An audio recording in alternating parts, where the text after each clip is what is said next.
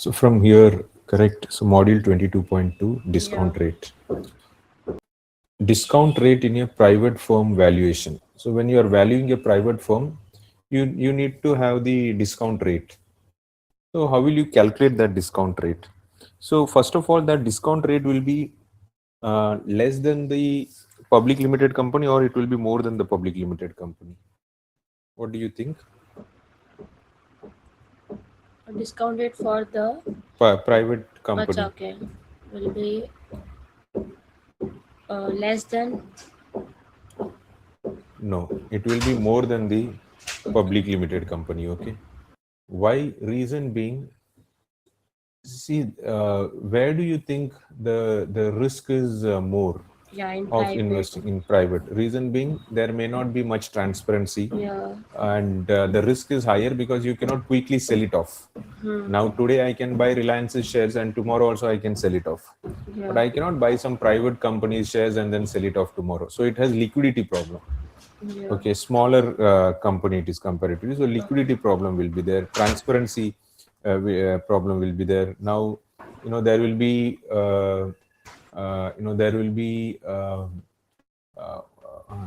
this quarterly reports will be published, so I will get to know what is happening within the in a public limited company. Okay, there will be voting, I can go and have my say there. Okay, so in a private limited company, comparatively the risk is higher, and so the and also public limited company, you see in this kind of nowadays there are news that AI is impacting IT companies, and also if it is a private limited IT company, it may not be able to survive also then. Okay, so that's why the risk is higher for your private limited company, so the discount rate should also be higher. So the discount rate so the discount rate should be higher because size premium. So size premiums are often added to discount rates used for smaller private companies. So if the company is too small, then the risk is high because it may not be able to sustain during this kind of AI issues, or during COVID. Okay. Then availability and cost of funds. Big company will be having easier cost of funds, easier availability of funds, right? Availability and cost of debt. Private company, it might be difficult. Okay, and the cost also, if it is available also, it will be more for them. Okay, so WACC will typically be higher for private firms. Private company, Okay. Then acquirer versus target. When acquiring a private firm, some acquirers will incorrectly use their own cost of capital rather than higher rate appropriate for the target. Yeah. That means if one public limited company is acquiring a private limited company, they have to use private limited company's cost of capital. Okay. Rather than using their own cost of capital. Okay. Then projection risk, the lower availability of information about private firms. So less information available. Then life cycle stage, it is particularly difficult. This is what life cycle stage as in, it may not be consistent throughout the year. Sometimes there will be more demand, sometimes there will be less demand. Okay. Okay. So owing to all this, the discount rate applied is, based on all these things, we are supposed to apply discount rates, which would be normally higher than the public limited company. Okay. Then beta. Now, how do you calculate beta of your unlisted company? Okay, that is the part. Unlisted as in private company. So say for example,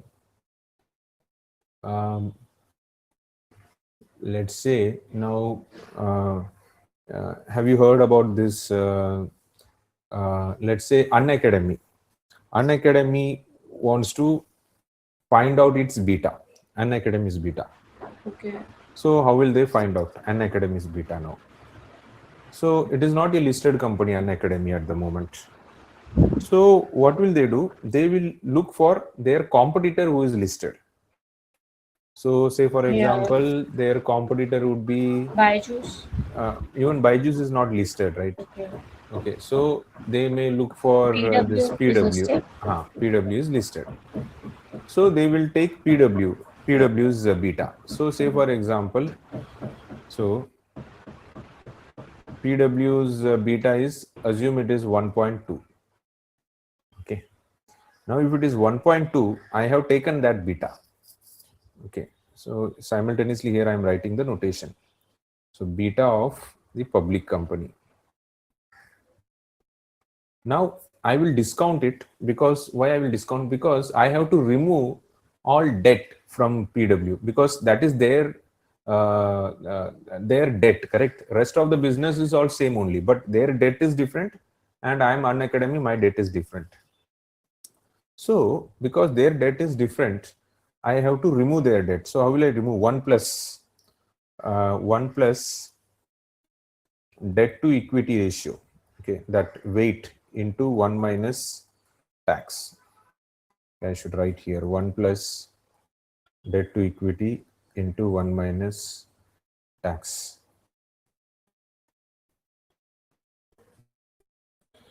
So imagine debt to equity is let's say they have so debt to equity ratio is 0.6 debt to equity ratio, okay, or 0.7, imagine. So if equity is 1, debt is 0.7 there, into 1 minus tax. Okay, 1 minus tax is what? Let's say tax is 30%. So that comes to 1.2 divided by 1 plus 1 minus 30% is 0.7. 0.7 into 0.7, it is 1.4. Correct? Yes. Yeah, just calculate this one. Yeah.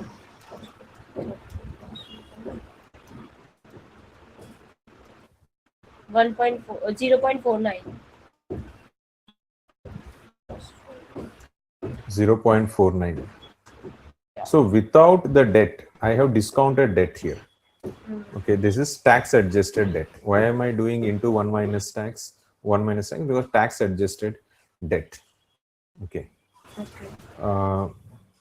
So 0.9. So this is called beta of unlevered. Unlevered means we have removed the debt. Debt represents risk, right? Leverage. That leverage has been removed. Okay, so beta of the unlevered is equal to beta of the public company divided by 1 plus debt to equity ratio of that public company into 1 minus tax. Okay. Now this is what I can use, but I cannot use this just directly, because I also have some debt. So what will I do now? Beta of private company. Private is what now? Beta of private is unacademy. Okay, private company is equal to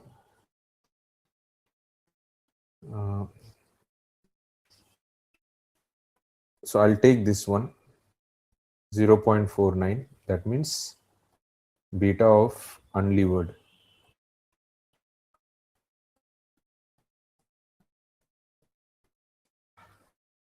into, now I'm going to compound. Earlier I discounted because I want to remove unacademy is I wanted to remove PW's debt. Okay, physics wala's debt. Now I want to include unacademy's debt. So into compounding 1 plus, so 1 plus debt to equity into 1 minus tax. Okay, so 1 plus debt to equity is what now? Debt to equity, let's say this private company, that is unacademy, as debt to equity of 50-50. Okay, so 0.5 So 50-50 will be 1, na? 1:1.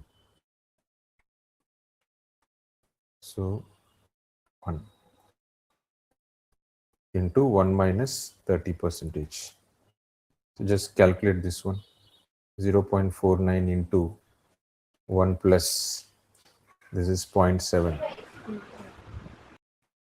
Calculate this one.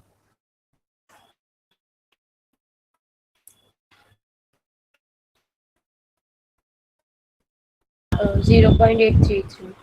0.833. So this is the beta of unacademy. So this is the formula. Okay, so you need to know both the formula. It is logical only. First you take the public company, then you discount its debt. Then that number you use it and compound it with our company's debt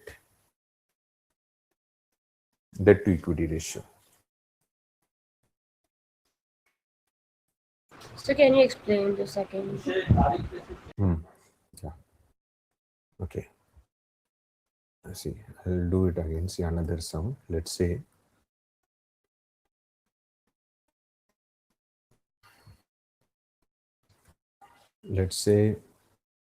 National Stock Exchange this company wants to find out its beta. So right now it is private, it is not a listed company. National Stock Exchange. Okay, now what is listed right now? BSE. BSE is listed. Okay. Now what will NSE do? They will take the help of BSE company's beta. So imagine BSE's beta is 0.7. So they will take 0.7. But then that, it is not 100% same. No? You cannot directly copy. You have to modify a bit. How do you modify? That Bombay Stock Exchange's, debt to equity ratio you have to remove. So 1 plus, that is how you will discount. 1 plus debt to equity ratio. So debt to equity ratio of Bombay Stock Exchanges, imagine it is 1:1. So 1:1 into 1 minus 30%. So this is, I can write this as beta of public company divided by 1 plus debt to equity into 1 minus tax.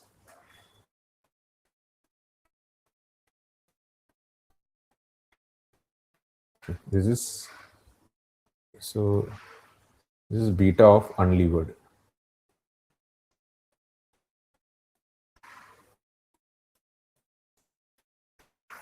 Have you understood this part? Yes, sir. This Now, understood. how much is this coming to calculate? Yeah.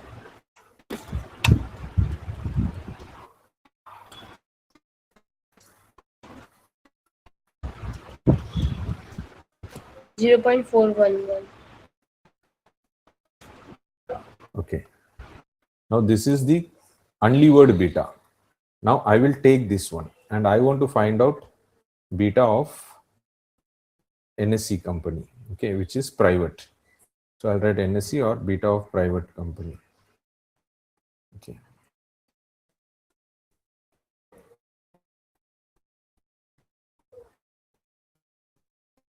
Is equal to this beta, we will take beta and then we will compound it with our company's debt to equity ratio. So tax adjusted debt to equity ratio. So let's say our company's debt to equity ratio is 2:1. Okay. Into 1 minus 30%. Now you calculate this.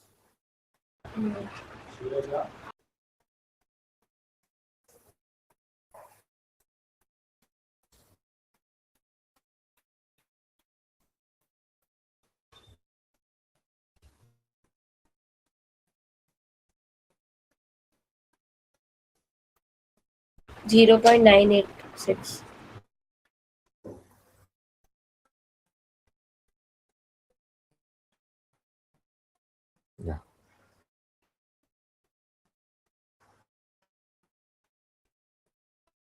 This is the beta of NSE.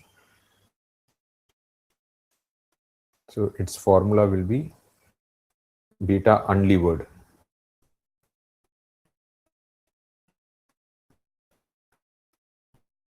into 1 plus debt to equity, which I have written here, into 1 minus tax. Okay.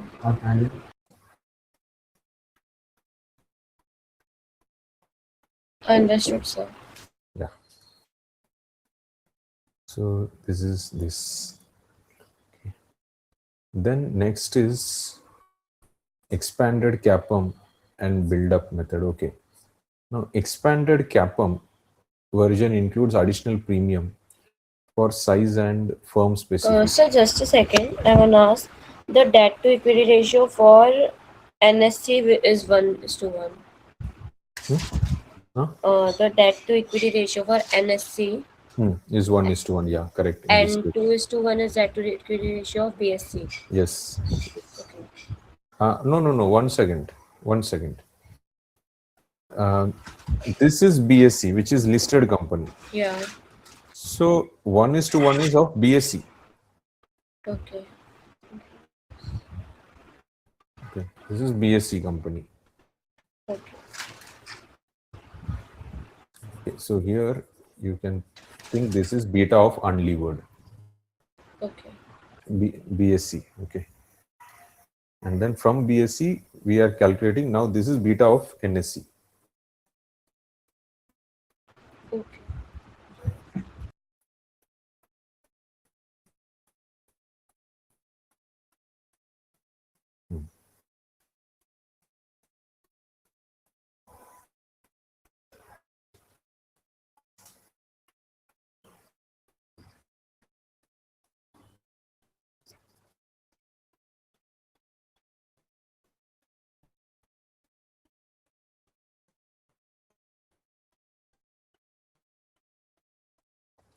The expanded CAPM version includes additional premium for size and firm specific risk. The build-up method can be used when it is not possible to find comparable public firms for beta estimation. Beginning with the expected return on the market, premiums are added for small size industry factors and company specific factors. Okay. So expanded CAPM, you just go through this question here, we will do the sum. This theory you read later on, this part. Okay. Expanded CAPM and then build-up method. We'll do the sum, that time you'll understand it. Just go through the question first. Just read it all once.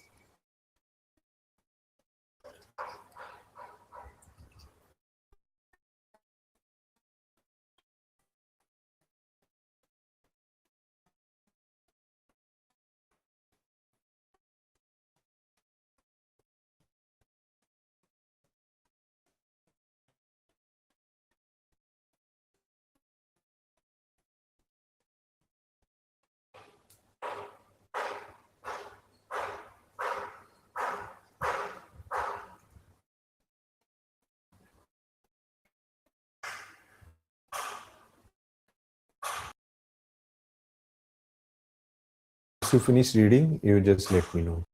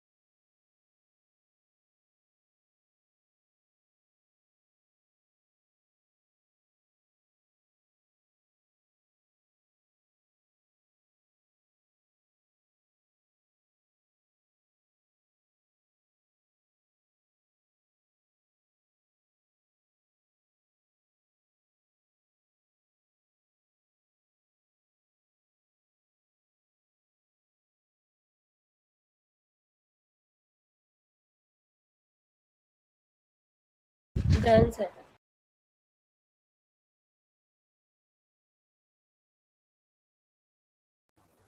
Yeah. An analyst is examining a private firm being considered for acquisition and determines the following.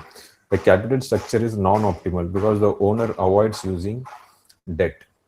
Okay. So that means he has the ability to take more debt, but he is not taking. Okay. A small stock premium and company specific risk premium are appropriate because the private firm is much smaller. Okay. Just 1 minute. Okay. 1 minute.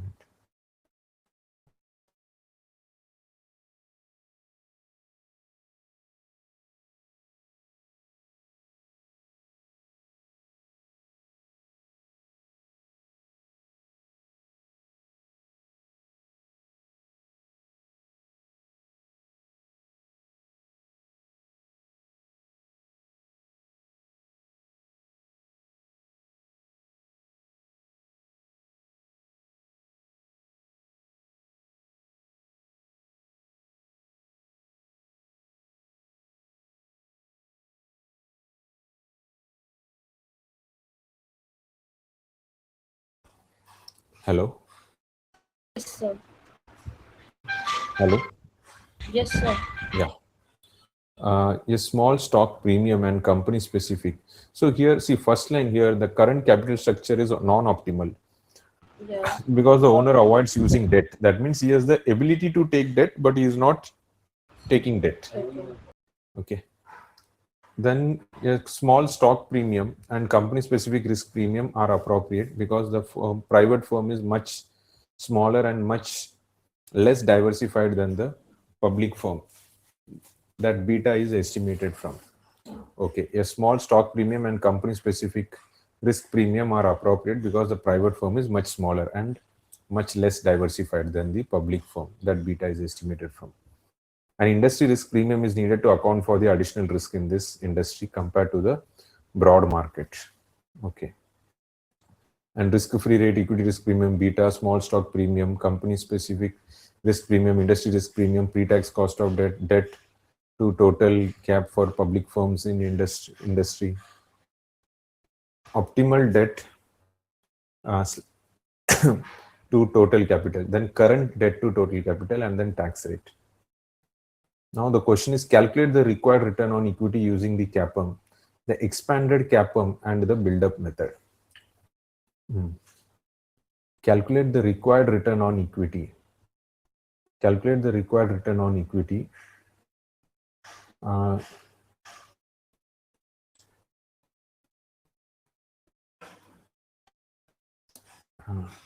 Calculate the required return on equity using the CAPM. Okay, so first using CAPM, can you calculate? That is normal way that we do.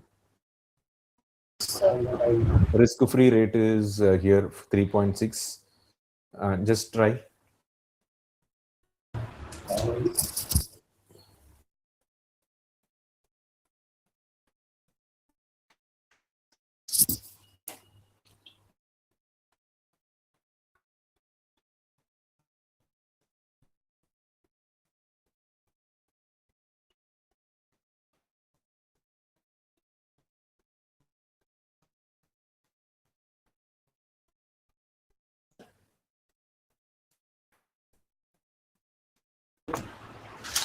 So 11.4%. 11.4%. Okay. Now expanded CAPM and then the build-up method. So in expanded CAPM, a small stock premium and company specific risk premium are added to it. Okay. So along with 11.4 percentage plus, so if I write it like a formula, it will be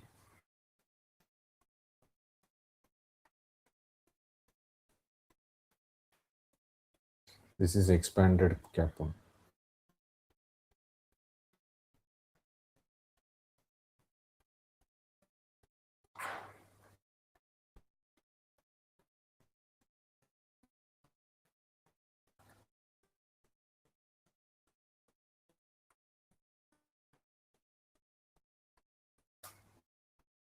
Okay, this much is what? This much is CAPM.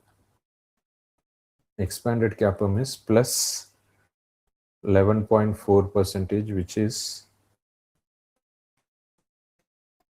3 percentage, which is stock, small stock premium. Small stock premium, or you can say size premium. Because it's a smaller stock, so you require more return. Plus company specific risk premium.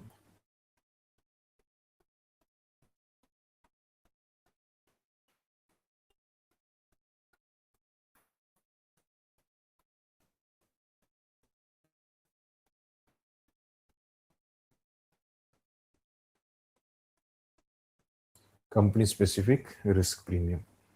This is the formula for expanded CAPM. So when will you use expanded CAPM? When you value a private company, that time if you want to calculate the R, required rate of return, because it's a smaller company and also it has some company specific risk premium. Okay. So that numbers are directly, it will be given in the question itself. So this is stock, small stock premium means size premium, and then company specific, this is here over here 2 percentage. Okay. Then next one is build up method. So build up method says build up method.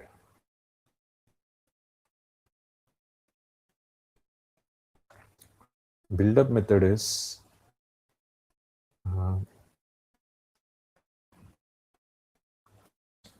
risk free rate. 3.6 is risk free rate, plus there will be no beta. Beta will be considered as 1 for all. Okay. So RM minus RF plus size premium plus company specific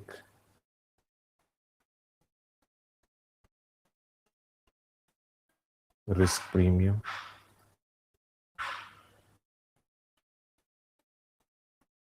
plus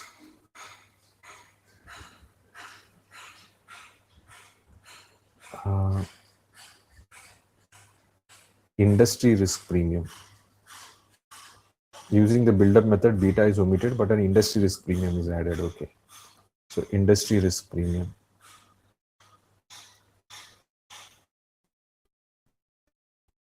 Industry risk premium.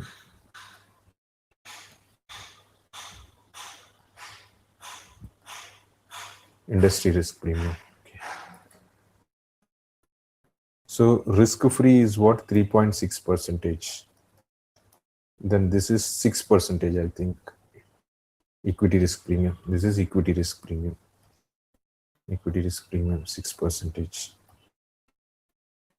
Size premium is 3 percentage. Company specific risk premium is 2 percentage. Industry risk premium is 1 percentage. Add up all this.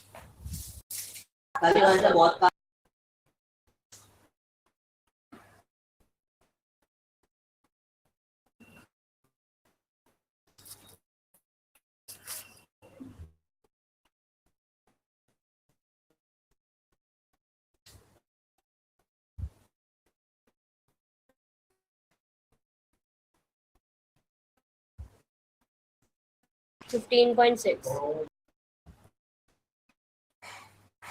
Yeah.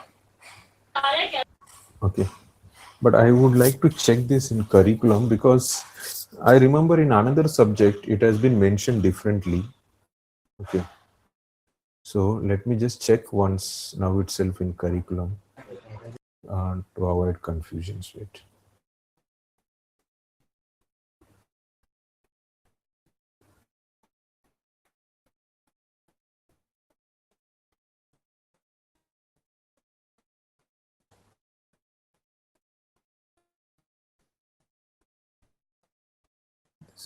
Equities.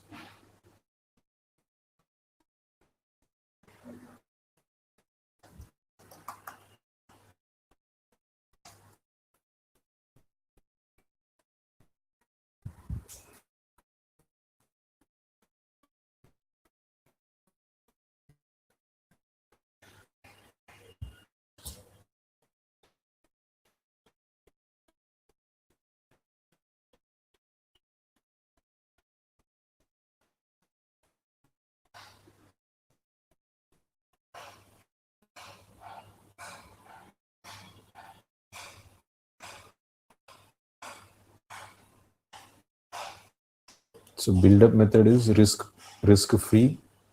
We'll just cross-check once. Risk-free plus equity risk premium plus size premium. Okay, then industry risk premium and company specific. So this is fine. Expanded CAPM.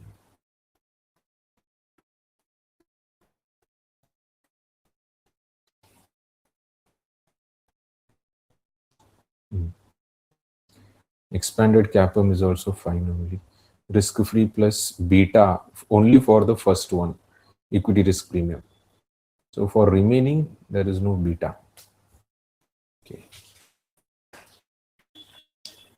For build-up and expanded capital, the beta is 1 only. Yeah. Because see, these are all specific to this company only. That's why it is 1 directly. Because these are not there in the market, right? Because it is a private company, we are adding.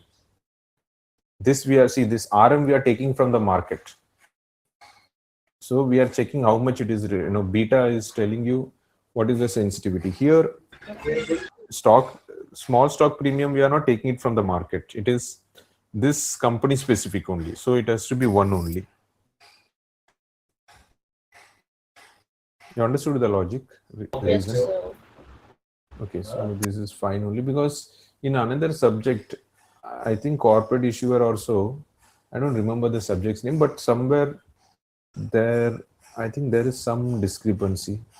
Okay, anyways, So just right have now to write this. this formula, Yeah. yeah.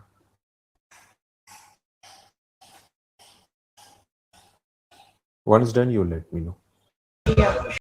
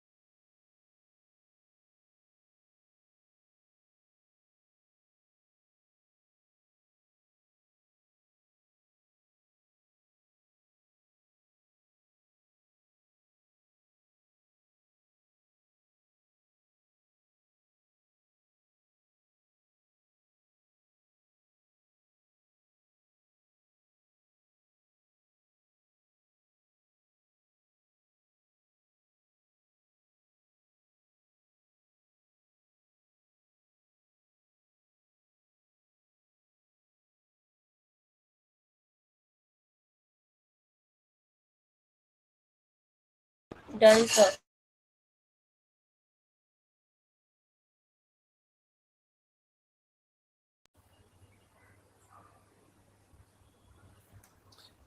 Now you may just quickly read this. It can be used when it is not possible to find comparable public company for beta estimation. So if you are not able to find only comparable company, okay, that time you can use build-up method. And in this one, beta is implicitly assumed to be 1. Okay. This is fine, okay? Yes, sir.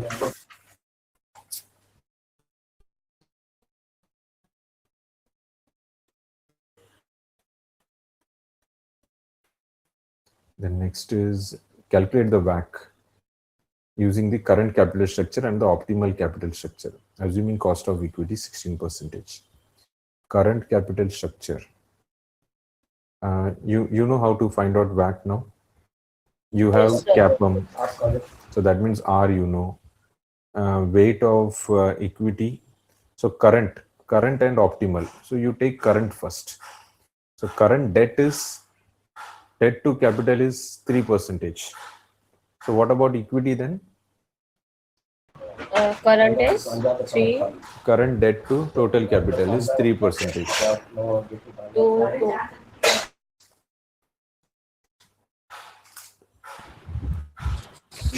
current debt is 3%.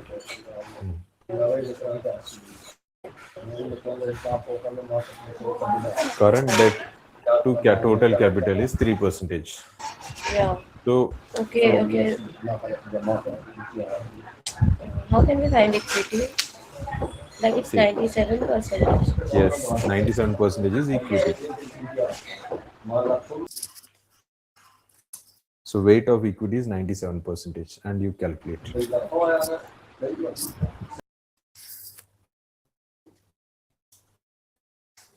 I have to calculate back in this, right? I have to calculate back. Yeah, you have to calculate WACC. Okay, see, R you have already calculated. Now weight of equity also we know. Correct? Yeah, weight of equity is 97 plus 97. R was what? CAPM. CAPM is 11.4%. 11.4% into 97%. Yeah. Plus before tax cost of after tax cost of debt we want. Before tax cost of debt is 9%. 9%. Into 1 minus tax is how much? 30%. And into So 3%. into 3%. That's it.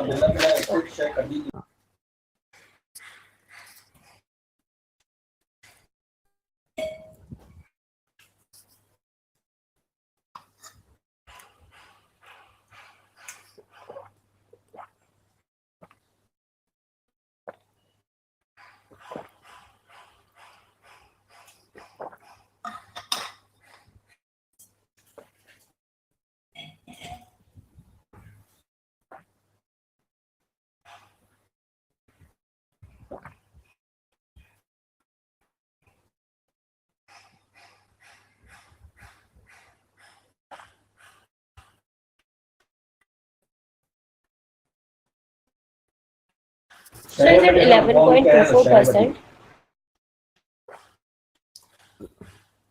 11.4% CAPM. Acha, answer is WACC is 15 point. No, R. Okay. No. Cost of equity here is 16%. We took 11.4. Okay, yeah. Acha, how 16%? They have given. Let's see. No, sir. So in B, they have told us that cost of equity is 16%. Assuming cost of equity. Okay. So you change it to 16%. Yeah. Right. Calculate now.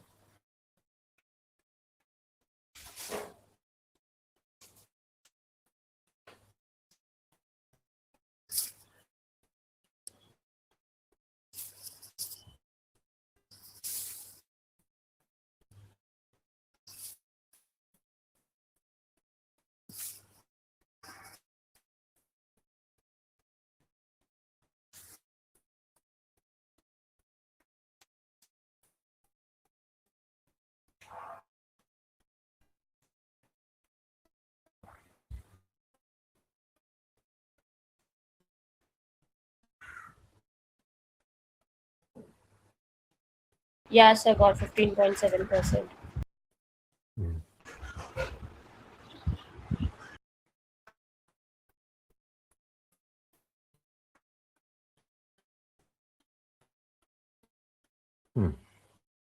Then the WACC using optimal capital structure. Now you change the weight. Optimal is what? 12% is for debt. So that means 88% is for equity. So you change this to 88. And this is 12%. Now you calculate.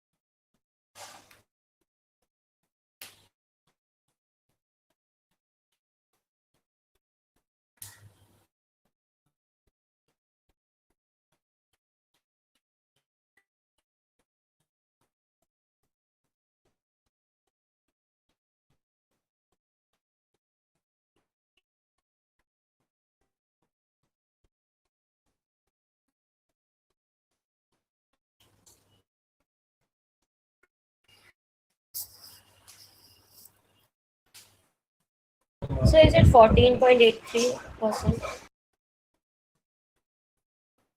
Yeah. Okay. So comment on the appropriate capital structure. So now you see if he uses optimal one, it is 14.8 only. Yeah. If he is using current one, it is 15.7. So you should go for optimal. Optimal is what? Take 12% debt. So right now it is only 3% debt. So he has to take more debt. Okay. Now you can read this part.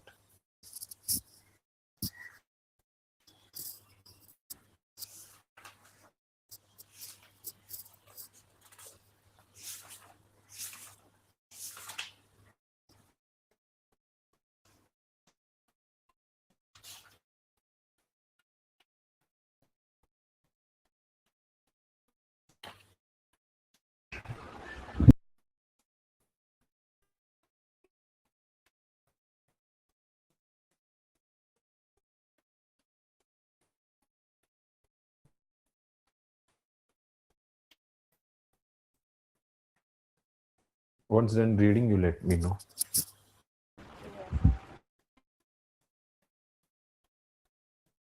So if we don't take the much debt, our VACC will increase. If we don't take much debt, Our what will VACC is increase? increased. Yeah, back is increasing, right? WACC is It's increasing. increased due Yes. to if we take that now, we have to pay the interest and the tax will decrease. Is it like that? Tax. Because some part, see, actually, if I'm paying 10%, imagine as interest. Now, if I'm paying 10% and tax is 30%, so actually I'm paying only 7% after tax cost of debt. Okay. Okay. Now, which is much lower than the cost of equity. Cost of equity will, like in India, it will go beyond 10%, whereas cost of debt is lower than 10%. Okay. Okay. Because equity holders are taking more risk, right? Yeah. They may not get dividends. They don't know whether the company will make profit or loss. Debt holders are saying, no matter what is happening to your company, you have to give me interest. Okay.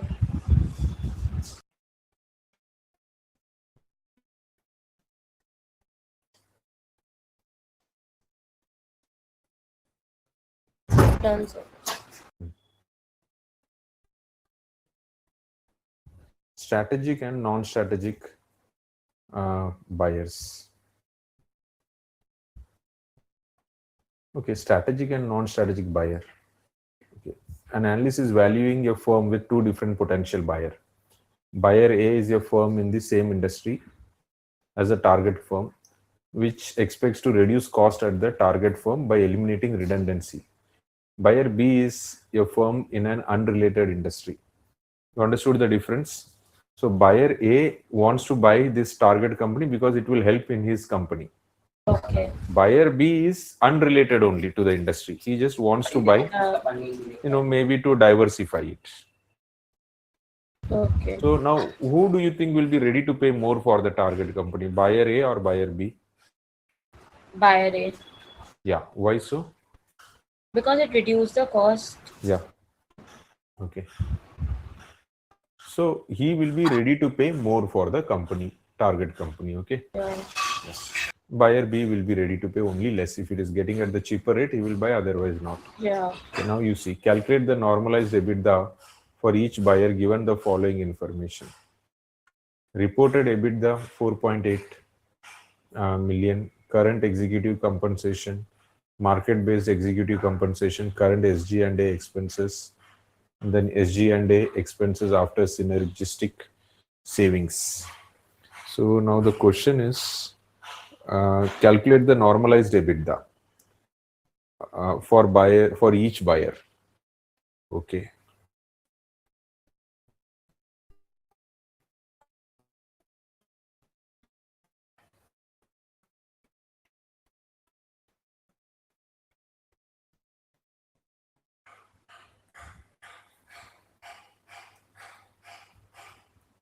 So this is EBITDA, which is 4.8 million.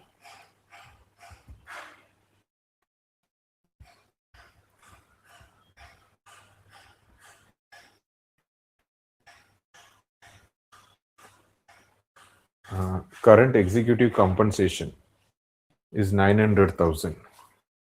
Market-based executive compensation is 600. So they both will get this benefit. They both are going to implement. Okay. What is that? Current executive and market-based. So it will give them, when they will implement market-based compensation, it will add 300,000.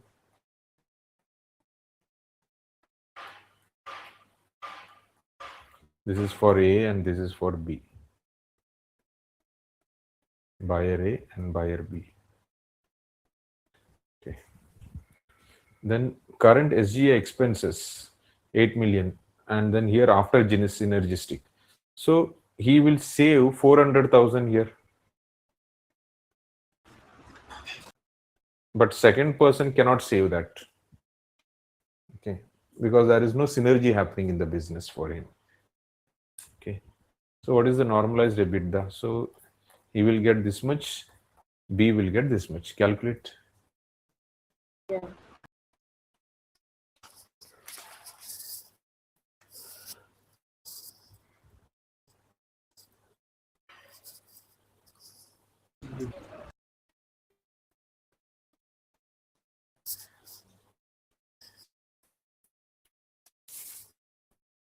So 5,100,000 for buyer B. 5 million 100,000 for buyer B. B. Okay.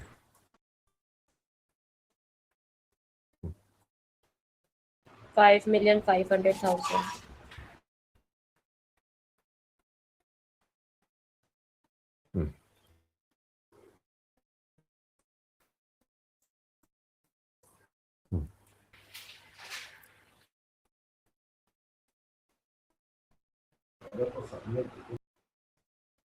Okay. Just a second.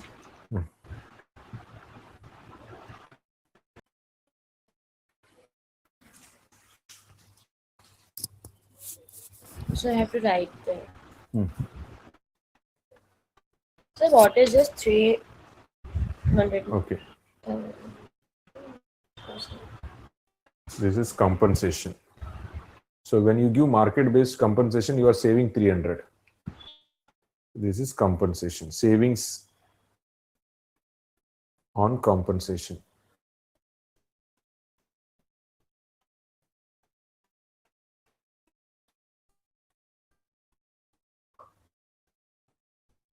Next one is savings on synergies.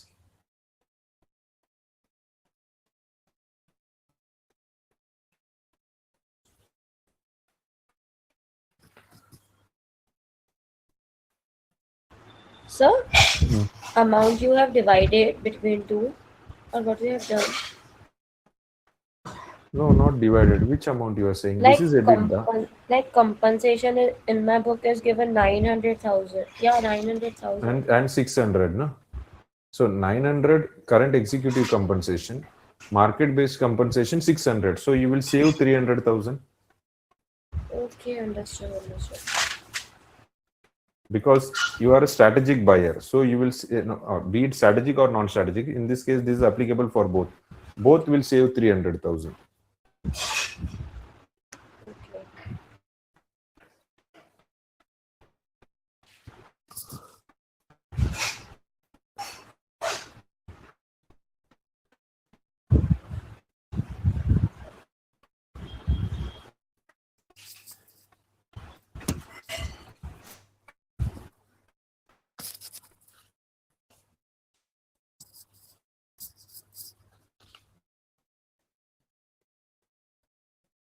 And for such synergies,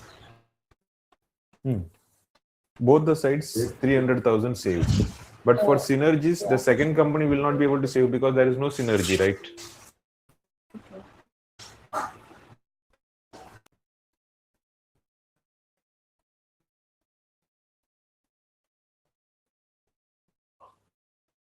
So how we reached to this 400,000 amount? This difference, 8 million minus 7.6 million.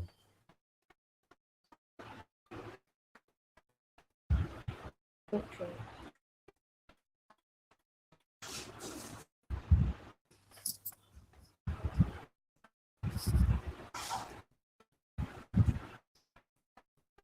So B will not save synergy because it's unrelated business. Unrelated, yes.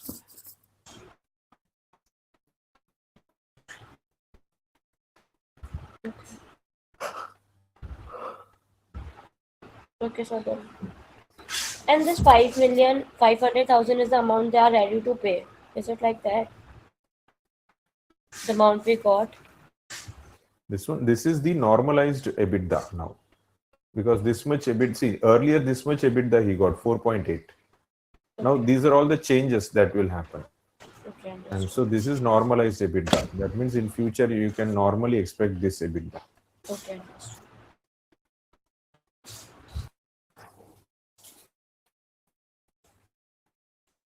Done, sir. Okay.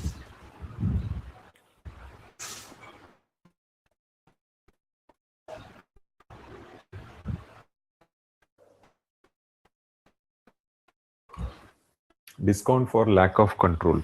Okay. So you can read this paragraph. First paragraph. Regarding a discount for lack of control, minority shareholders are at a disadvantage because they have less power to select the directors and management than do the controlling shareholders. Without your voice, minority shareholders cannot determine the investment policies and payout policies that affect the value of the firm and the distribution. Understood this part? Yes, sir. Okay. Now you read this. Because estimates of lack of control discount are not easily available, we back this information out of control premium observed in public company takeover transactions. Okay. So this is the formula. Discount for lack of control is based on the price at which public companies are being taken over. See. So they have taken control premium into consideration. And this formula I have to explain. Now what they have given is D lock, that means discount for lack of control, is equal to lack of control as in you are a minority shareholder. So you are not controlling the company. So that's why, see, when you are buying company, the share price, let's say you are buying a share of your company at 100 rupees. Now there is another person who is buying the entire company. For him, the share price will be different. It will not be 100 rupees. Yeah. You are a minority shareholder. For you, the price is 100 rupees. Another person will be paying more because that person is getting control. Let's say is getting more, like he's controlling the company. He's acquiring the company. Then in that case, he will be paying more. Yeah.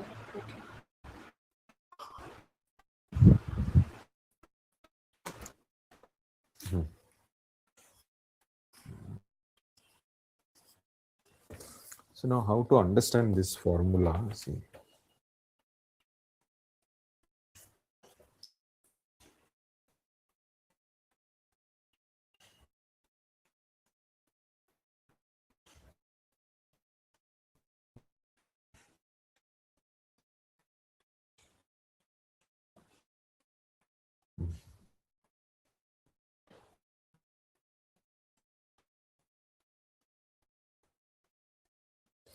See, now how do we this prove this formula? Okay, it says discount for lack of control is equal to 1 minus 1 by 1 plus control premium.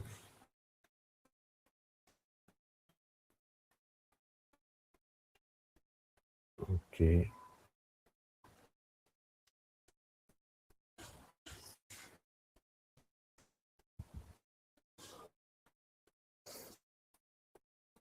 See, what is control premium then? Control premium will be, okay, is equal to, I can say, value of the, so this is premium extra. So control premium is equal to value of the controlling interest. That means the one who is having controlling interest in the company, the one that he is ready to pay, minus value of the minority interest. So that this difference is the premium extra. That extra, if you want to convert it into percentage, value of minority. Okay, so I can write this as CP is equal to value of controlling premium minus value of minority interest divided by value of minority interest. Now, if I rewrite this equation, it will be I can say CP into VM. Okay,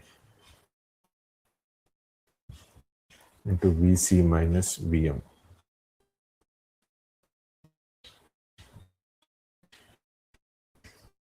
And so value of the premium, okay, value of the controlling, so value of the, not premium, value of the controlling company VC. Value of the controlling company is equal to CP controlling premium into VM minus VM. So I can say VM into CP minus 1, value of the controlling company. Or 1 minute.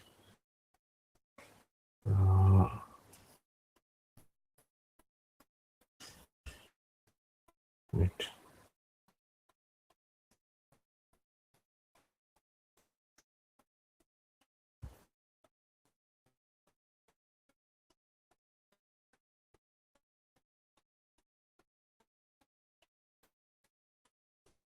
Controlling premium is equal to value of the controlling company minus value of minority divided by value of minority. So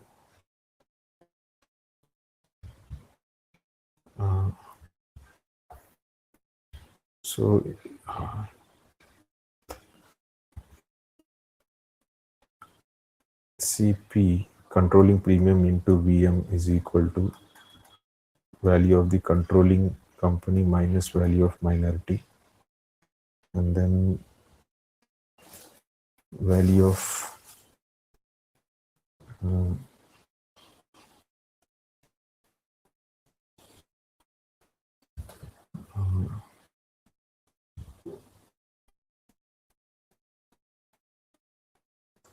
so based on this, I can say value of minority company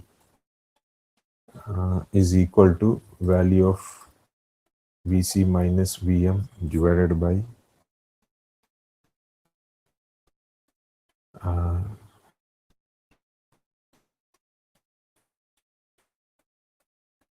by controlling premium.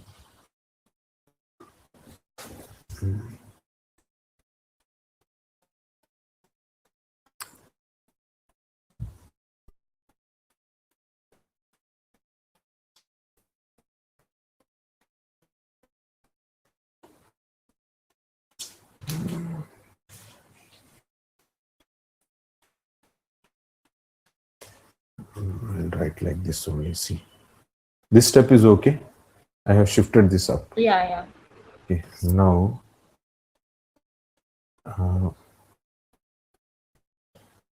okay, VC is equal to CP into VM plus VM. This VM, I'm shifting value of the minority interest to the left hand side. It will become plus.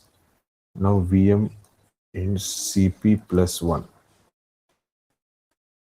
So value of the minority is equal to value of the controlling premium divided by CP plus 1. That is equal to value of the controlling premium divided by 1 plus CP.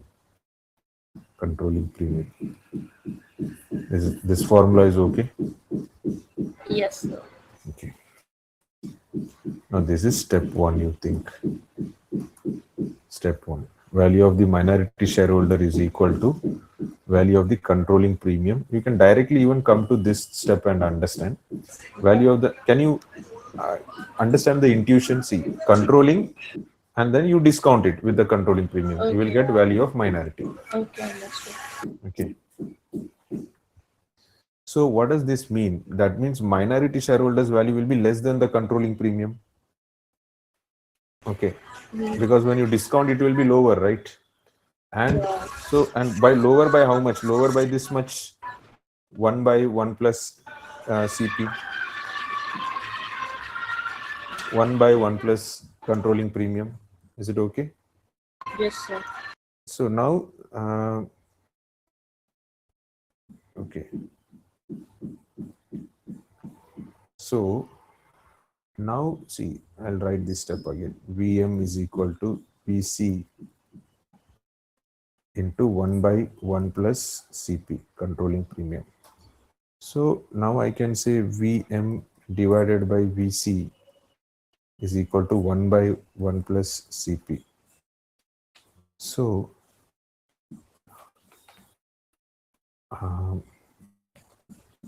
okay. Now imagine if controlling premium, if you are giving 1 rupee to a company to acquire, minority shareholders are giving 0.8. So that is equal to 1 by CP. So this is the discounted value. You have to think that 1 rupee, this 1 rupee is the total one. Okay. And you are discounting with the controlling premium. Okay. So in this case,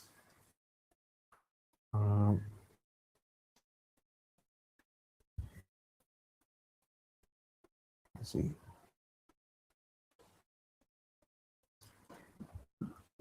D log basically discount for lack of control is the percentage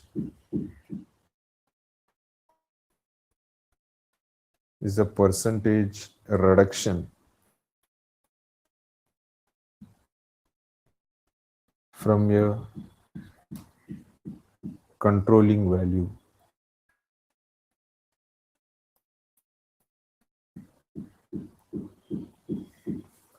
to the minority value.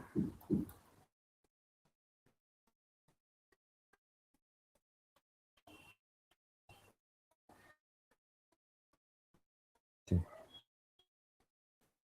It is a percentage reduction from the controlling value to the minority value. So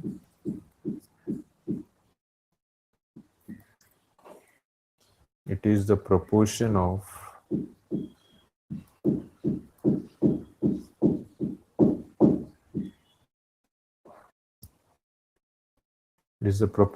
the control value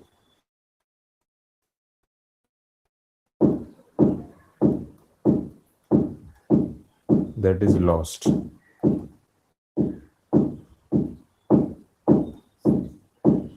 when valuing your minority interest.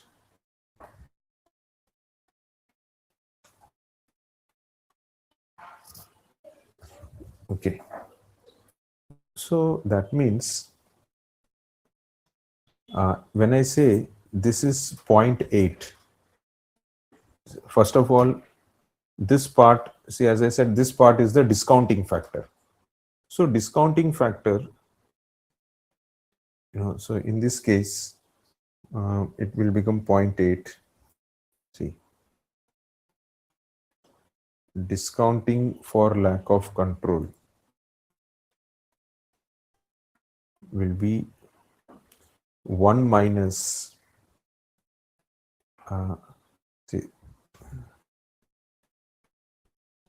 see this part. If controlling interest is 1, after discount we are getting 0.8. Okay, can you understand these two steps? Controlling company, value of the controlling company is 1 rupee. Yeah. Value of the minority is 0.8. Understood. Okay, now that is equal to the discount that has been applied here. So total company's value is 1 minus this is the discount.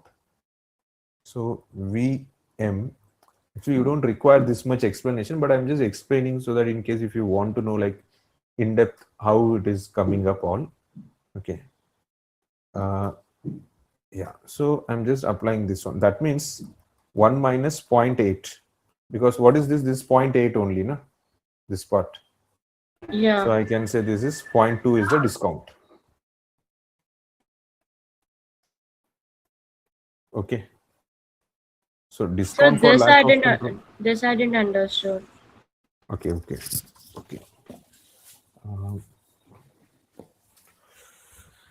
See, total value of the company is 1 rupee.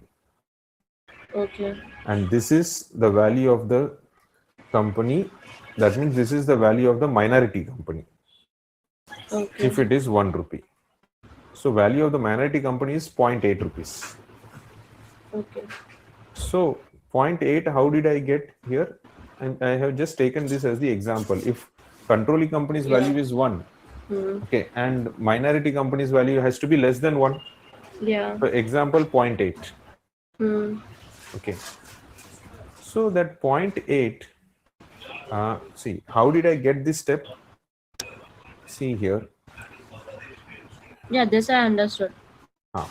So from here only, all I have done is taken VC to the denominator. Yeah, I understood this one. Okay.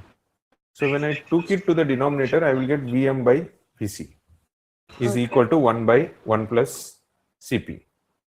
Okay. So now how to interpret this one? So if value of the company is 1 rupee, then value of the minority is 0.8 I am taking. Yeah. Okay. So that value of the minority company, that is equal to this one. That is the discounted one. Or you think like this. This is 1 rupee. Okay, face value kind of thing in bond. 1 rupee is what value of the controlling company. Okay. And you are discounting that with the premium. And what you will get is, this is the present value, 0.8 of the minority company. See, it is like this. 1 divided by 1 plus controlling premium, you will get 0.8. Okay. This is how we do zero coupon bond, right? Yeah. 1 rupee you are getting after 1 year, imagine. Right now, what is the price? Now you will discount it. So this is what discounted value. Okay. So this is discounted value, 0.8. So discount. So if 0.8 is discounted value, then 0.2 is the discount. 0.2 will be the discount, no? This I don't understood. 0.8 is discounting that to 0.2 is discount. If value of the company, controlling company is 1 rupee. Yeah. And discounted value is 0.8, imagine. Okay. So the discount will be 0.2 only, no? Yeah, okay, understood. The discount will be 0.2. Okay, yeah. So basically this VM by VC, see how to understand VM this step. VM by VC. What it means is 1 rupee if it is there, controlling company, minority company will be 0.8 rupee. Yeah. That means there is a discount of 0.2. Yeah. Okay, so that's what. So how will I get 0.2? So one first I will have to have 1. 1 means value of the controlling company, which is 1. 1 minus 0.8. 0.8, how did I get? VM by VC.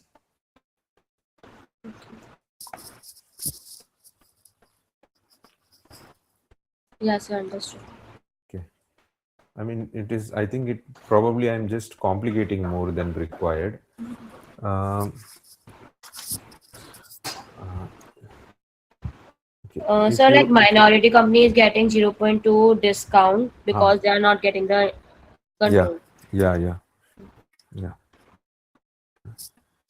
Uh, Now, if I substitute 1 minus Vm by Vc,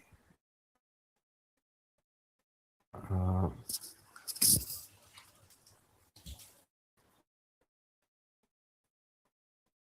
this one, Vm by Vc. So, see, Vm by Vc is equal to 1 by 1 plus Cp. So, I can say 1 minus Vm by Vc. Instead of Vm by Vc, I can say 1 by 1 plus Cp. Okay.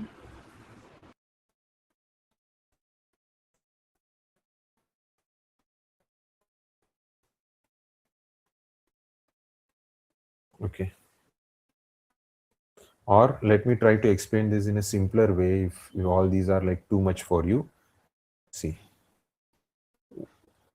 you think 1 rupee is the value of the controlling company.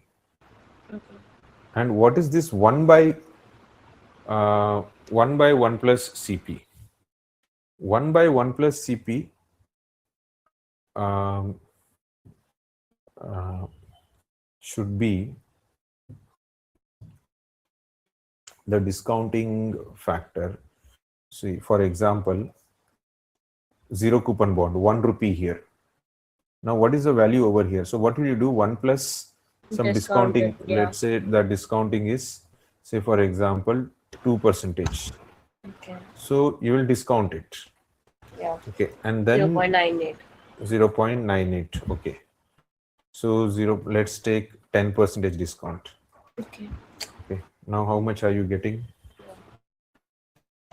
0.90.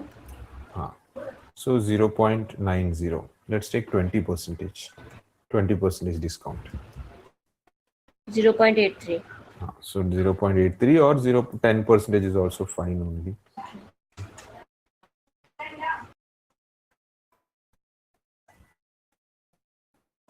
1 plus 10%.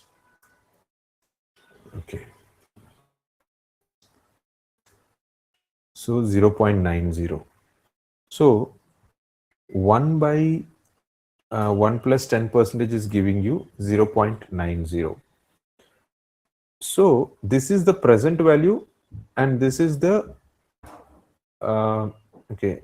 Uh, See, this one is the this value here, and 1 by, so I can write this as 0.90, this part, Yeah.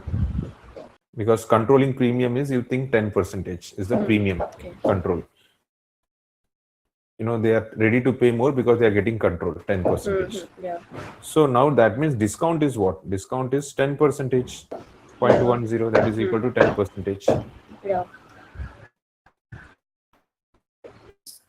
This is okay. Even if Yes, you sir. understand this much, it is fine only. Basically, nobody will ask you all these things.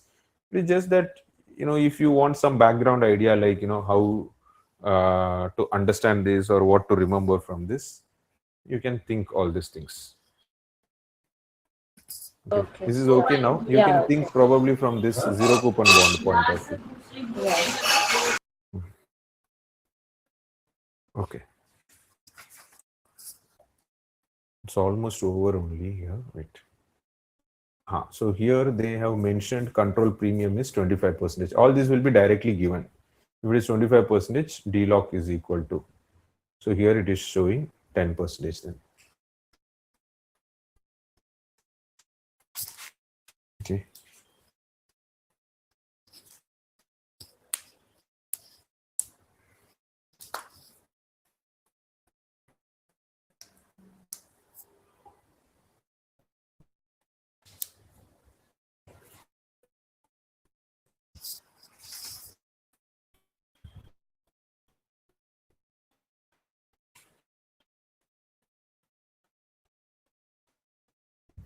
Is it okay? This much is fine. Hello. Yes, sir. Yeah.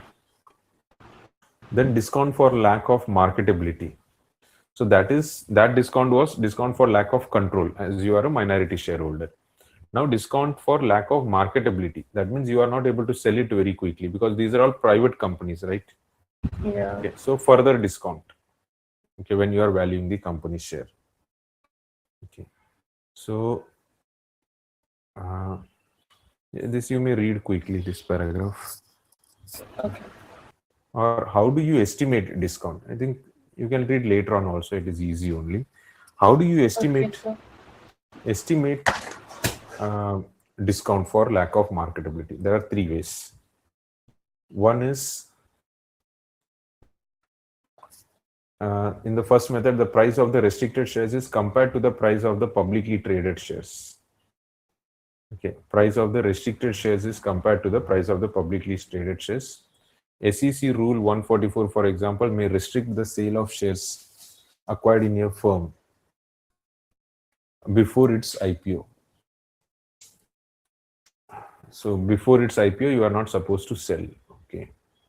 So in that case, the price of the restricted share is compared to the price of the publicly traded shares. For example, you are buying pre-IPO. Imagine you bought National Stock Exchange shares. I think it is available also, National Stock Exchange company shares. So before its IPO, you have purchased. Now, how will you will not be able to sell then.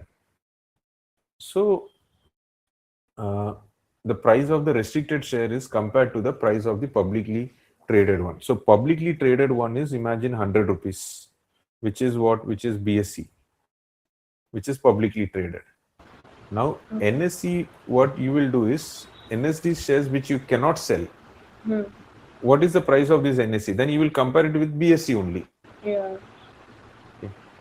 That one, the price of the restricted share, restricted means in this case NSE, is compared to the price of the publicly traded share. In this case, it is BSE. Okay. Then second one, in the second method, the price of pre-IPO shares is compared to that of post-IPO shares. However, one complicating factor is that post-IPO firms are generally thought to have certain cash flows and lower risk. So the estimated discount for lack of marketability may not purely reflect changes in marketability. Okay. The price of pre-IPO shares is compared to that of post-IPO shares. So before IPO, what was the price? After IPO, what is the price? Okay, so because after post IPO, you can sell it. Okay, before IPO, you cannot sell it. So that difference is what? Discount. That difference is lack of marketability. That means post IPO, it is trading in the market at 100, and before IPO, initially it was 70 rupees. Then that means, the discount is what? Discount is the difference between these two. Okay. Yeah. Okay.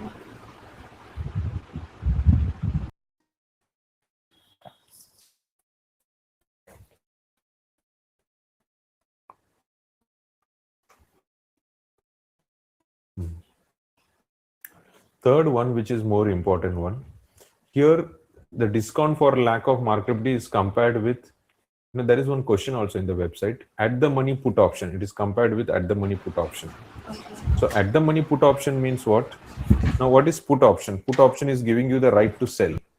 So Yeah. imagine there is this 100 rupees, you have the right to sell the stock for 100 rupees. Now to get this right, you have to pay some money as well, right? Maybe 5 rupees you are paying. Yeah. Teamwork. So that discount premium is what? The discount for lack of marketability. Okay. Because you want the right to sell, you are losing 5 rupees right here. Hmm. Yeah. So that is how the analogy is applied here. Okay. Okay, now you read this part.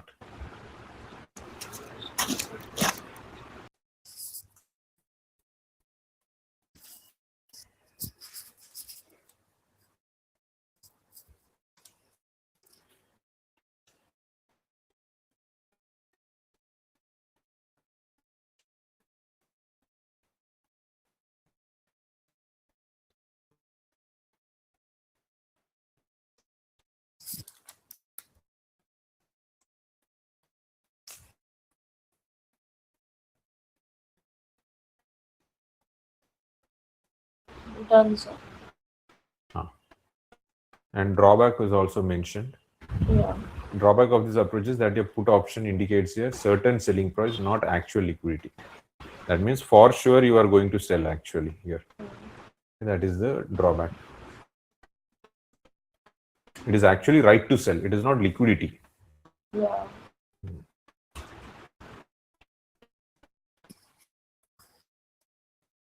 Okay. Now, suppose discount for lack of control is 20% and discount for lack of marketability is 13%. So what is the total discount? The total discount is not 33%. You should not add these two. Okay. So how to calculate total discount is 1 minus, so that is the formula.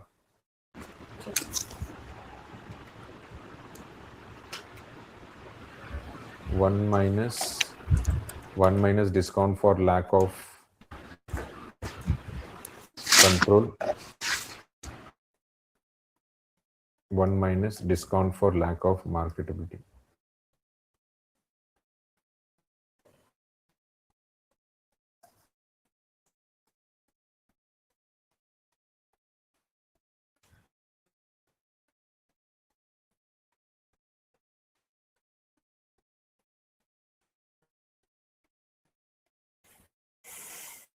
Okay.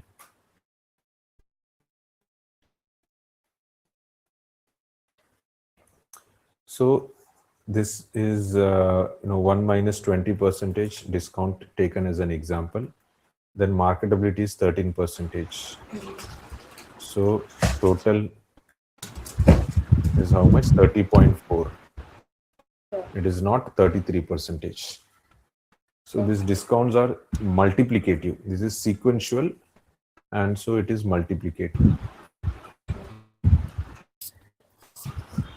I don't know if you have understood this or not. This is similar to, that variance. This side is standard deviation, this side is standard deviation. What should you do? You should not add, you should multiply standard deviation into standard deviation, variance, standard deviation square.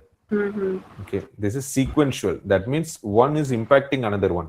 See, if I say English subject, max subject, social, science subject, all these are not impacting one another. Yeah. But if I say first year written, second year written, third year written, all these are sequential, and that's why in geometric mean you will multiply 1 plus R1 into 1 plus R2. It is sequential. When it is sequential, because whatever is happening in year 1, that is impacting year 2. Whereas when you say English, max, science average, it is not impacting English and max. So that time you can, when you want to find the average, you can simply add up all. But here in geometric mean, when you want to find the average, you have to multiply. Okay, so it is sequential, and so it is multiplicative. Okay, sir. The sums are very easy only. Just you have to plug in the number. Just go through this one. Yeah.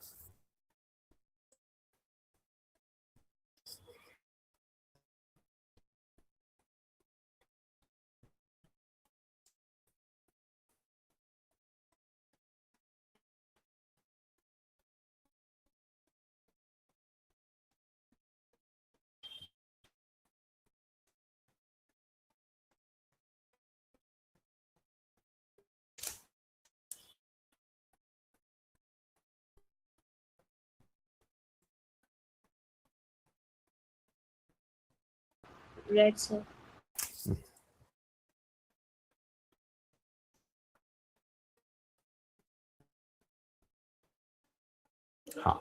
Okay. So now you see in this case, scenario 1 and scenario 2. Two scenarios are given. So scenario 1 here.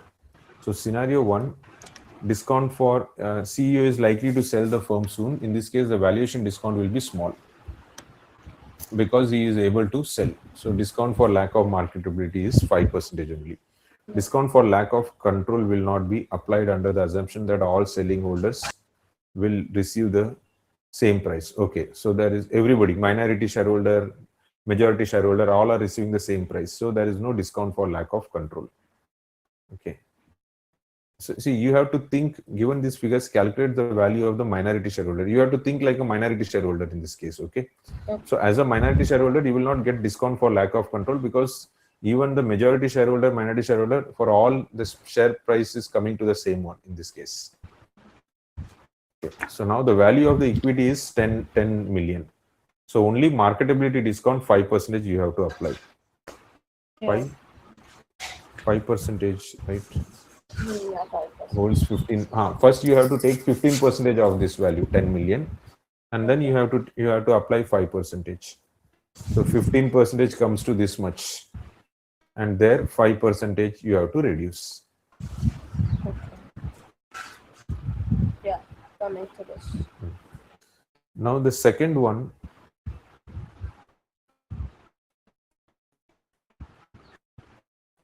the CEO has no plans to sell the firm and the minority shareholder cannot sell their interest easily.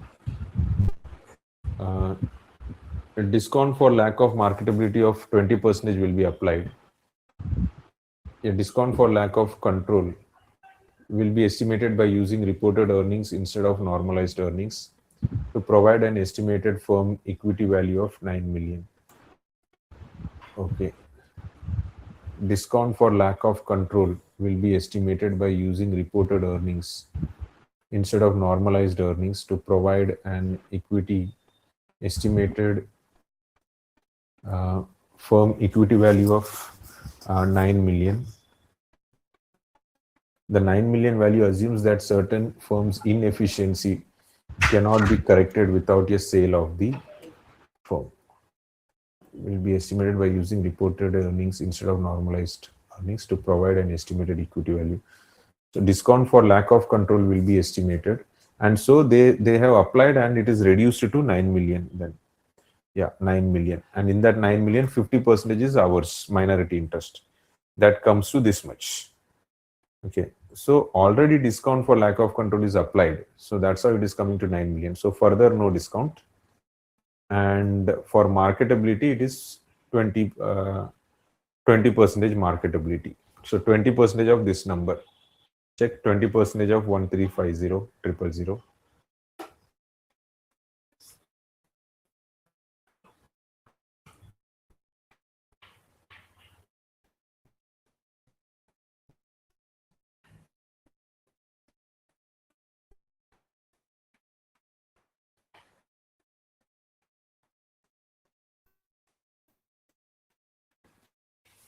Is it are you able to do it?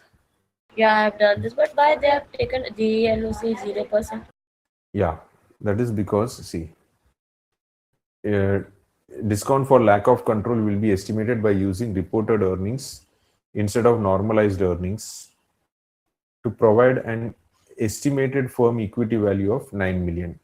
9 million value assumes that certain firm inefficiencies cannot be corrected without the sale of the firm. So that means discount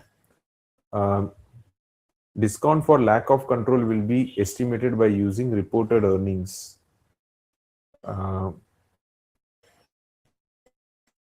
Example, Egoma cannot be corrected without a sale.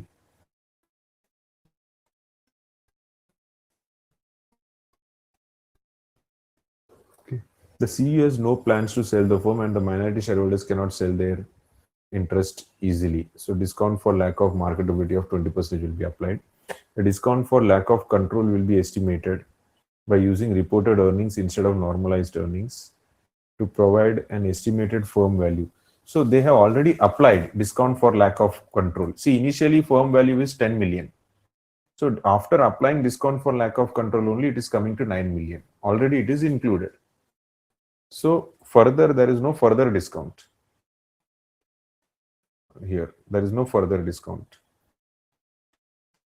Okay, understood. Yeah. Yeah, this sum is okay now. Yeah.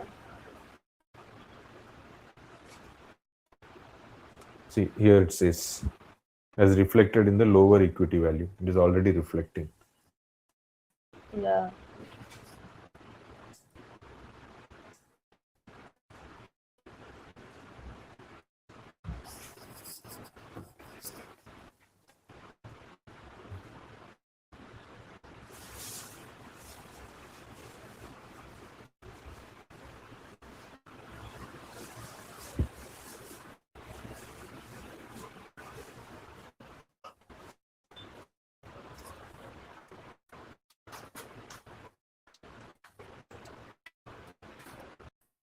I think it might take like more half an hour to finish this. Is it okay if I continue or should I? Huh? Works. Works? Okay. So this is also easy one only. See, valuation. How do you value a private firm? Just like how do you value a public limited company? It is more or less same only.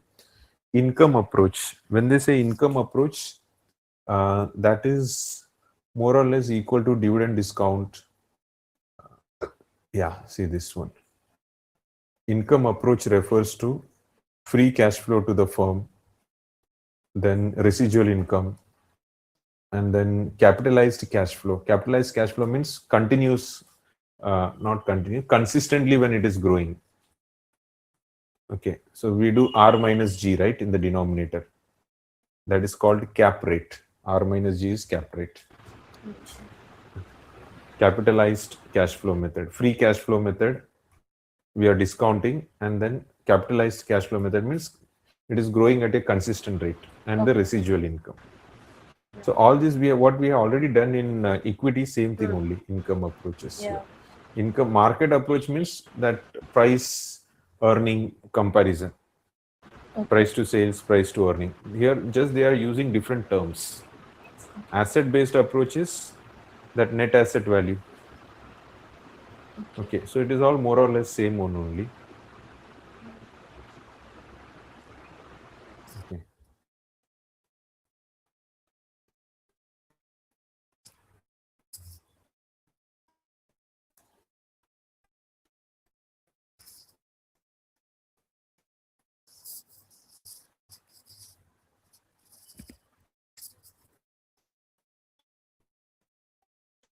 In the public equity world, the income approach is known as discounted cash flow. So dividend discount, that one. Okay.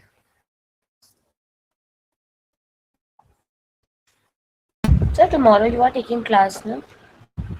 In Tomorrow morning. Sunday. Yeah. Online, yeah. Yeah. Yes. In morning. Yes. So what I'm saying, like 9 o'clock. from Monday, like 16, 17, 18, and 19, I'm not free. I have to go to college. So we'll complete this and my doubts tomorrow, and then we'll start the fixed income after my presentations. Yeah. Is Okay. it fine? Yeah. How many days you are not there? Like from 16 to 19. Okay, fine. Okay. Okay. So we'll complete this tomorrow and with the doubts. Okay, so we'll do this tomorrow then. Okay, so it will be over within half an hour tomorrow, Yeah. and then you come up with your doubts as well. Okay. Okay, then we'll stop now here then. Okay. Okay, sir. Okay.